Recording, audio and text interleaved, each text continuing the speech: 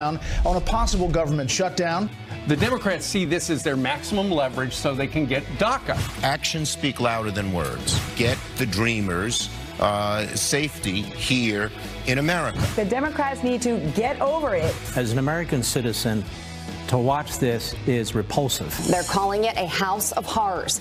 Several children found starving, chained to beds. The parents arrested after one of their daughters, a brave young girl, escaped to call police. Her 12 brothers and sisters were being held by their parents. A major update on the Uranium One scandal. The federal authorities have now announced an indictment in the Russian bribery scheme. The Obama administration is allowing corrupt people to have a quantity of material that they could sell for big bucks. And the question is they're going to follow up with Hillary Clinton. 5-year-old Tavares Jones breaking it down in front of a sellout crowd as the Cavs took on the Golden State Warriors.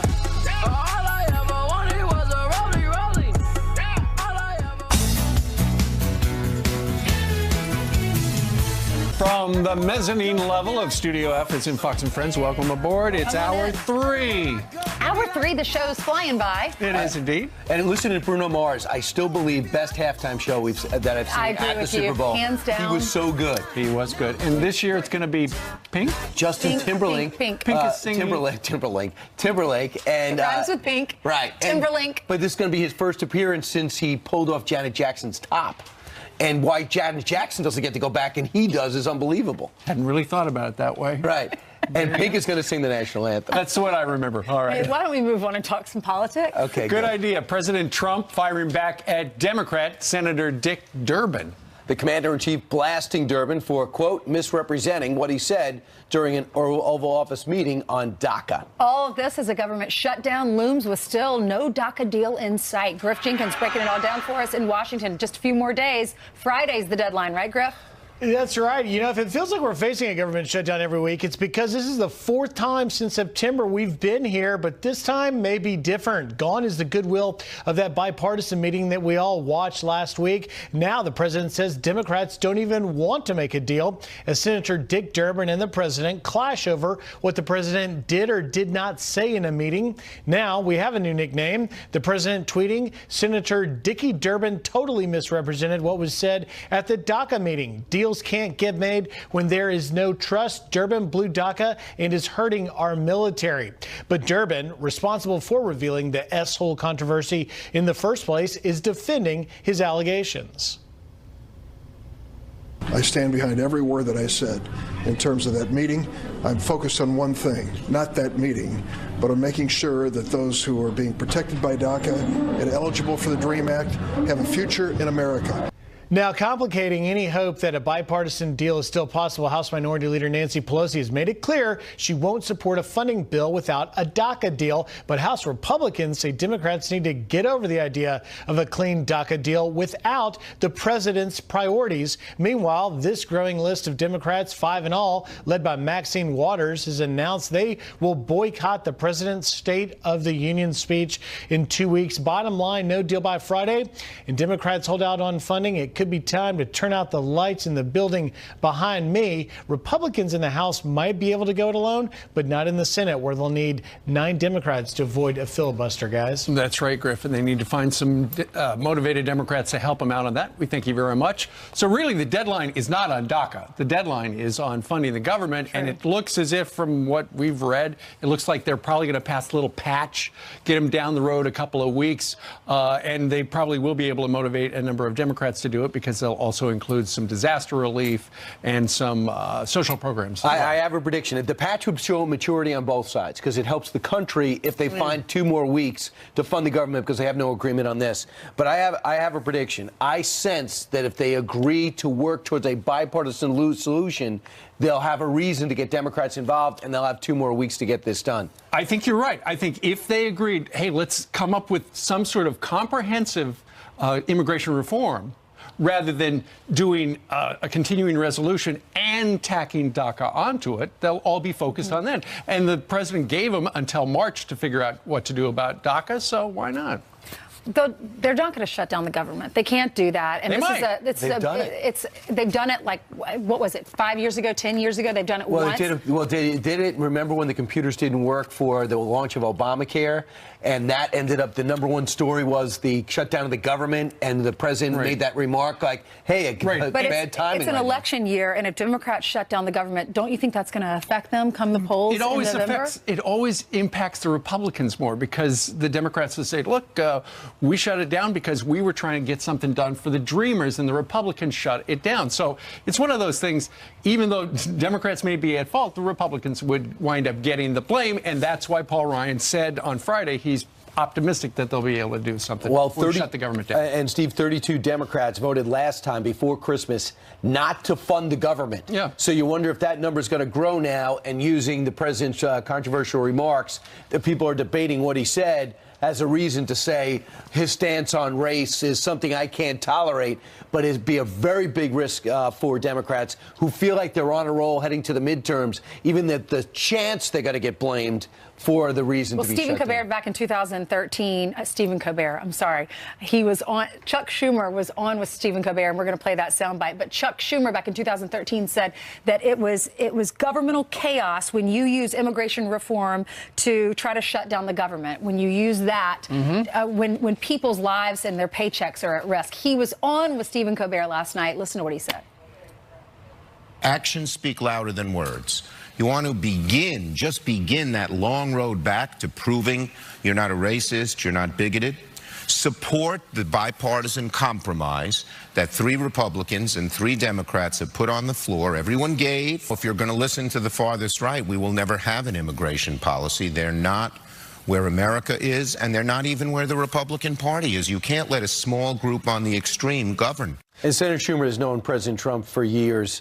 When he was asking him for money, he knows the president's not a racist. So for him to say, you have to prove it to me, to sit on Stephen Colbert's couch and say that is almost comical. And to say, we gave you this bipartisan deal. The bipartisan deal was not what Republicans wanted. It was $1 billion for the wall, and the president's been asking for a lot more than that. I think they needed more than $3 million in the initial phase of the wall. But I would like to think that's the foundation, Ainsley, to maybe build, because there was Senator Graham was in there, Senator Perdue was in there. There's been some other, Senator Lamar Alexander's going to join in the fray.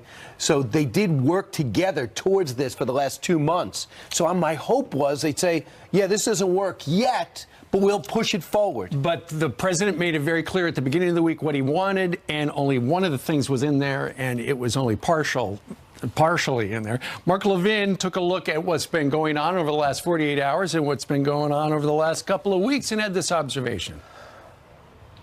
As an American citizen, to watch this is repulsive. To watch the mob media do what they're doing. Last week we were told the president was mentally unstable. For months before that, we're told he's colluding with the Russians. Today we're told he's a racist. What happened to that author, Michael Wolff? 3 days ago he was the in thing. Now he's gone. Now we're on to something new, because a known liar, Dick Durbin, leaves a confidential meeting with the president and other senators. He's relied on by the media because they want to rely on him, just like they wanted to rely on that author. They want to push this president out. They talk about the 25th Amendment. They talk about impeachment. Now you know why I cannot wait for Mark Levin's show to start on Sundays. It's going to be great. It's going to be fantastic. All right. Meanwhile, the Media Research Center has come out with a study. They looked at the coverage on the big 3 networks, their evening news, and take a look at the screen. The line at the top is the amount of negative coverage. And as you can see, it hovered around 90% regarding President Trump the entire year.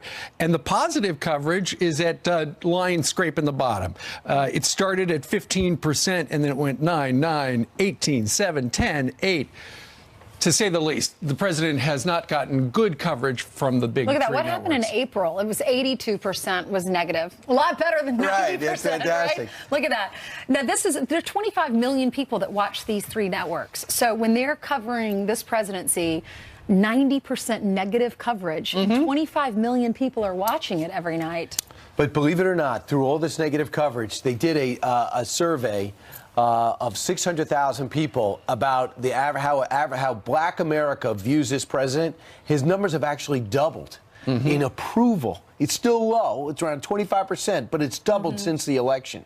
So they're seeing something maybe in their pocketbooks or their job opportunities, because we know that unemployment for African American or Black Americans are now it's under 7% for the first time ever. So when you look at their bar graphs, I think you could say easily not exactly fair and balanced. Should be closer to 50, but instead it's closer to 90 and 10. Right, and the president let us know that if he doesn't like the coverage, he's going to let you know. And I think a lot of people are taking his presidency personal. Maybe they'll watch you, Steve, and they'll change for 2018. What do you think? I would say that's a no. All right, let's hand it over to Jillian. Gonna hold my headlines for us. Hey, Jillian. Good Jillian's Tuesday always morning. positive. Always. Right. Yes, absolutely. We do have a Fox News alert to get to, though, guys. Let's get you caught up on the story we've been following for a few hours now. 4 law enforcement officers shot overnight in South Carolina. Deputies responding to a domestic violence call in York County. That's actually just outside Charlotte, North Carolina. The suspect, Christian Thomas McCall, started running before cops got there. Police say he shot a K-9 officer when they tracked him down and opened fire on 3 deputies hours later. Their conditions all still unknown. Really use your prayers, and we could really use your thoughts right now for those officers. The suspect also shot, still no word on a motive. Also breaking, a very disturbing report out of California. They're calling it a house of horrors. David and Louise Turpin accused of holding their 13 children captive in one room, some of them starving and chained to beds. Police making the discovery about 30 miles outside of San Bernardino after one of their brave daughters escaped to call 911. Authorities say the siblings range in age from 2 to 29. Their parents facing several charges, including torture and child abuse, and are being held on a $9 million bond. Still ahead, a live report outside the horrifying scene in California later this hour. Turning now to extreme weather. Another winter storm is on the way. Frigid temperatures causing massive mountains of thick ice to pile up more than 30 feet on Lake Erie. And icy roads causing a close call for police in Kentucky. Ooh, look at that video dash cam capturing a car sliding down a road and slamming into a parked police car. And snow coming down overnight north of Houston, Texas. The winter weather now pushing to the east. More than 700 flights have been canceled nationwide. Let's look at your headlines, so got to brace yourselves again, guys. Yeah, I know. Here we go again. Yep. All right. Thanks, Jillian. Coming up, a 40-year-old mom and marathon runner dies days after being diagnosed with the flu. The CDC now sounding the alarm. Plus, a new indictment in the Uranium One scandal. What could it mean for Hillary Clinton? Yeah. Trouble. Why not look at the Clintons, right? Well, I think that there are a lot of allegations that haven't been fully investigated. I don't understand people who are in favor of investigating the Russian collusion connections with Trump are opposed to fully investigating these allegations. Hundreds of millions of dollars were given to the Clinton Foundation or to the Clintons personally.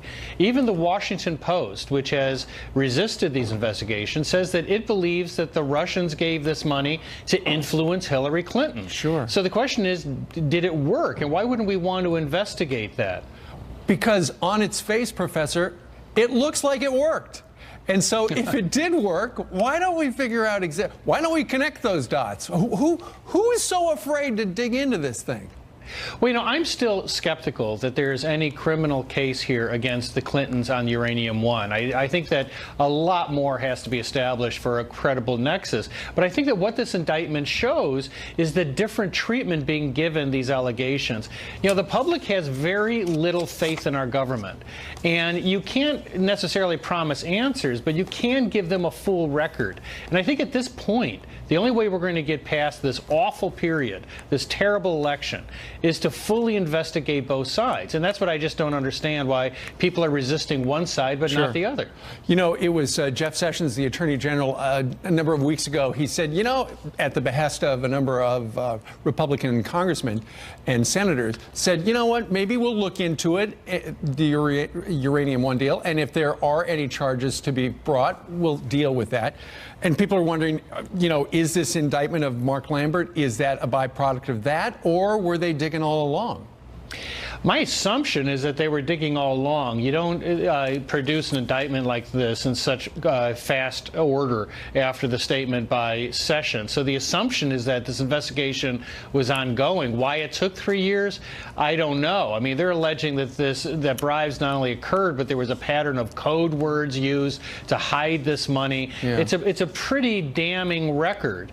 But I think that the most important question is not just Uranium One, but to look at all of this money that went to the Clintons. You know, Hillary Clinton said that they were dead broke leaving the government.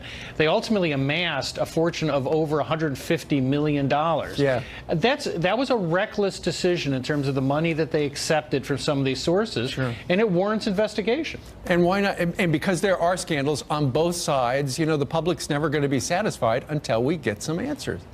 I think that that's what people of good faith should basically accept, that we've never had a period like this where there's so many questions about our leaders, and it requires us to give the public the information they need to make their own decisions and stop trying to manipulate both sides of the investigation. People are going to be embarrassed if both sides are investigated, but it's the only way I can see for us getting out of this period. All right, Professor, thank you very much for dropping by today. Thanks, Steve. All right. 8:20 now here in New York City. Just across the river is New Jersey, and New Jersey's new governor is going to be sworn in just a couple of hours. His first order of business, protecting illegal immigrants. We're going to tell you about that. Plus, a new book reveals what the late Antonin Scalia, the justice at the Supreme Court, really thought about candidate Donald Trump. The author of Nino and Me, who knew Scalia for decades, joins us next. Burn just south of Santiago, where the Pope is this morning. 9 churches have been attacked in Chile since Friday. It's not clear who is behind these burnings.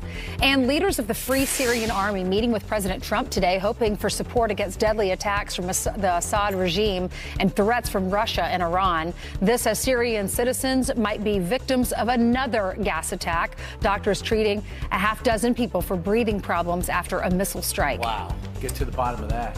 Meanwhile, unfiltered and utterly frank. That's how Antonin Scalia described then candidate Donald Trump, according to the author of a fascinating new memoir about the late Supreme Court justice. Joining us now is the author of the new book. It's called Nino and Me, My Unusual Friendship with Justice Antonin Scalia. Thank you so much, Brian Garner, for being with us. Brian just wrote this new book.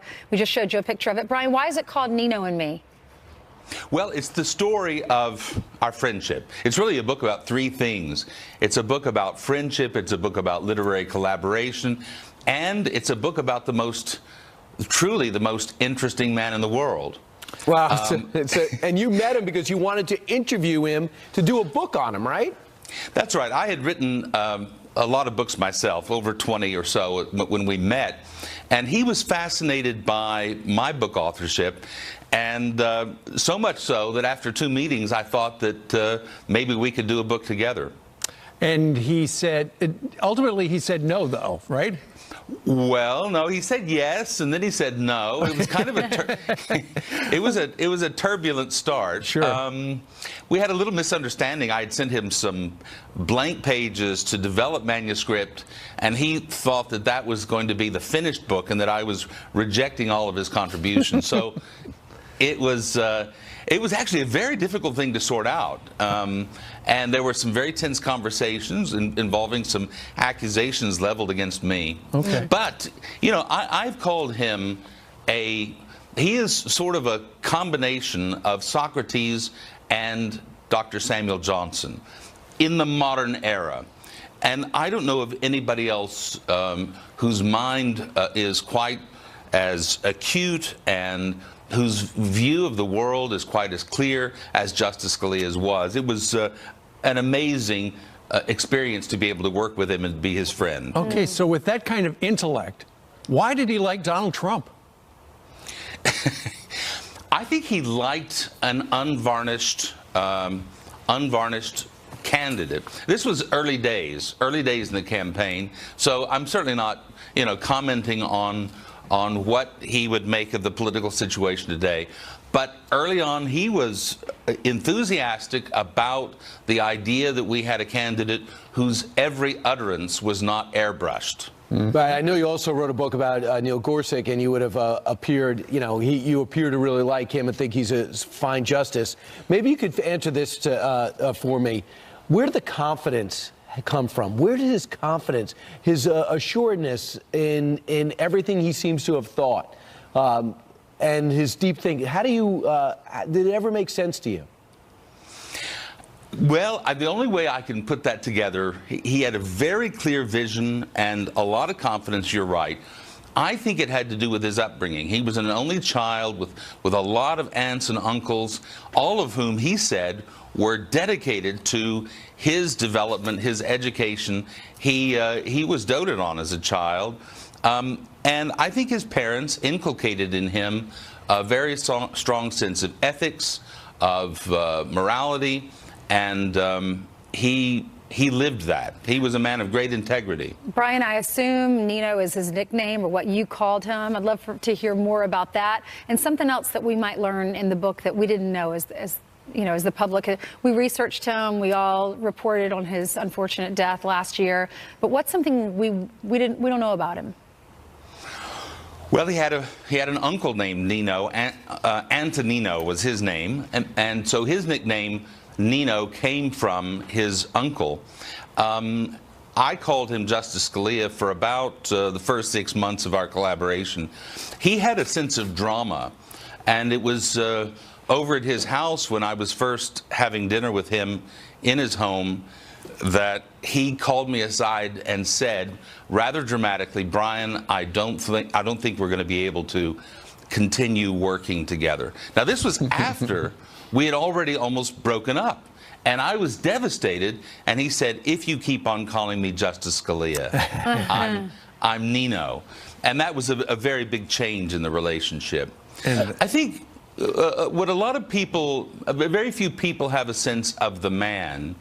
And that was really the purpose of the book, to memorialize him and write a tribute to the man, but also to share with the world, among people who are interested in this fascinating man, just what was he like day to day? What was it like to appear on stage with him? What was it like to write books with him? And that was the purpose of writing the book, really. Did he have a sense that his days were numbered? I mean, it seems sudden to us. For him, did he feel healthy? Yes. In fact, when we returned to the United States 8 days before he died, he was in good health. In fact, we commented on the fact that none of us had had a cold in this long tour of Asia over a 2-week period. There's a very eerie thing that I recount at the end of the book. We did discuss when his death would occur in 2 conversations. One, I said, I know you're going to live for another 20 years, but you need to have a literary executor. And so we had that conversation. I recount that in the book. But the most remarkable thing was 9 days before he died, we were at a Taoist temple in Hong Kong, and he was fascinated by a soothsayer stall, a soothsayer, which is a fortune teller. Right. And I said, let's go get our palms read. And my wife and I, Caroline and I, went and got our palms read. And the palm reader actually predicted the date of the year of my death, that he said I would live to be 89 easily. I don't know what the easily means. Right. And that my wife would live to be 88 easily. Real quick. And I said, Nino, get your palm read. Let's get your palm read. And he said no, and he started walking off. I said, come on, Nino, let's find out if he knows how many children you have, because he was also correctly predicting the number of children we have. He didn't do it.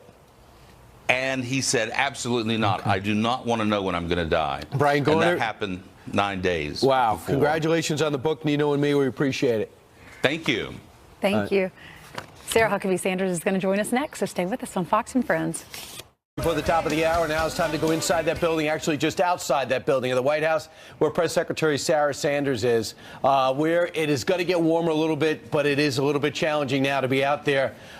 Thanks so much for joining us, Sarah. I got to ask you, a lot of people are nervous about a government shutdown in a few days. You're going to talk about FISA today on Capitol Hill as the Senate comes back to work. Is there any thought or any planning to reconfigure and reconvene that bipartisan meeting that you had last Thursday that went so wrong? First of all, good morning. And it is very cold, so hopefully we stay short today. But look, we're still optimistic in terms of the budget deal. I think one thing needs to be clear. We have to keep these two items separate. For the budget needs to be a separate item. We want a clean budget bill. We're still hopeful that that can happen. We hope that the Democrats will not hold American military hostage, will not hold the funding of our government hostage over a political battle that we should have, but we shouldn't have it connected to the budget. We need to keep those two things separate. We're still hopeful that we can get a budget deal done, a clean budget by the end of this week, and certainly hope that we can make a deal on DACA and on border security and our immigration system. This is something that needs to be done. Everyone agrees, both Democrats and Republicans, the House and the Senate and the President, that we want to see something on DACA. We want to see border security. It seems like a no-brainer, and hopefully Democrats will come to the table and really be serious about making a deal on both of these things that we want to get done. What's the problem? What is the issue that's holding this up? Sadly, I think it's really simple. I think Democrats don't want to see this president be successful.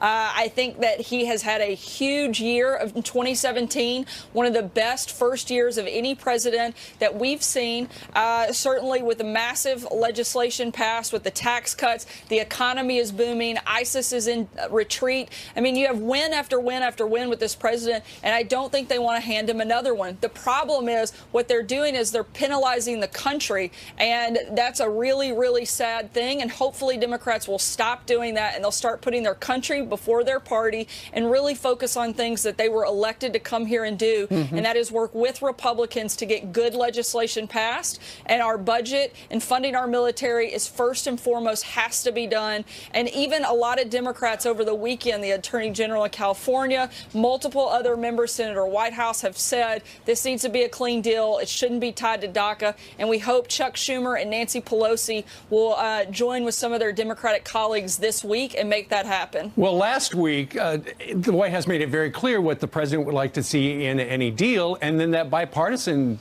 idea came up, and it wasn't even close.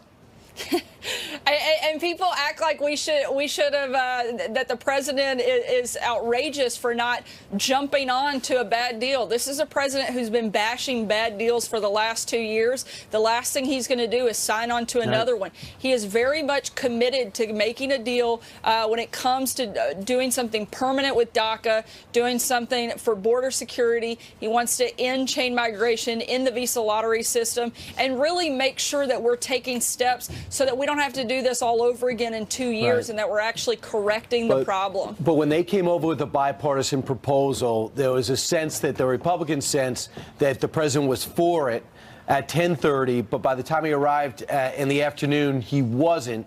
Was there enough there to build on, or do you have to start all over again? Look, I think there's certainly something to build on. I think the meeting at the White House that the press was invited into was certainly a great foundation, a great starting place. And I think you saw a lot of members voice the same opinions of being committed to getting something done. And hopefully they'll be serious about it. We've laid out what our priorities are and what we have to have happen. Look, this is a president who wants to see something done, but he wants to see it done right. He doesn't want to just sign something for the sake of signing something. He wants to sign something that actually makes our country better, makes our country stronger, and makes our country safer. That's what he's committed to do, and that's what we want to work with Democrats to make sure happens. Sarah, give us a preview of what's happening today at the White House. I know there's an event with women in the Trump administration. Yeah, so we've got about 200 women coming from all across the country joining women within the administration to do 3 separate panels talking about some of the big issues facing our country, the economy, security, and the opioid crisis. I think it's going to be an incredible event. This is both a time for us to talk about some of the things the administration has done, but also, and I think more importantly, it's a time for us to listen to these women from across the country, whether they're small business business owners, stay-at-home moms, entrepreneurs, a number of different backgrounds, and hear what their concerns are and things that would help them in their everyday life. And that's what we're trying to do, is have this open forum. I think it's going to be a really great event and something we're really looking forward to. Sounds terrific. Sarah, about 40 minutes ago here on the program, we put up a graphic. The Media Research Center has studied the big three networks and their evening newscast and their coverage of the Trump administration. And the graphic shows that about 90% of the time over the last year, the red line at the top for the folks looking at home, that's the negative coverage. The positive coverage has only been 8, 9, 10%. What do you make of what the big three are doing when it comes to covering your White House? Look, I've said it before, I'll say it again. I think it's disgraceful the way that this president is treated. If he was anybody else, the media would be going on and on, trumpeting his successes. We have the best economy we've had in decades. People are back at work. Things are going well for America. And we have a president that is putting our country first. And I think that's something that should be celebrated, not mocked, not laughed at, and certainly not attacked every second of every day. And that's something that we see day in, day out. And hopefully over the course of this year, maybe we'll have a change of heart of some of the media as they get more money in their pockets due to the massive tax cuts and tax reform that went into effect. As we move into February and they start seeing more money in their pocket, maybe that'll have a little change in their heart, too. Well, maybe. All right.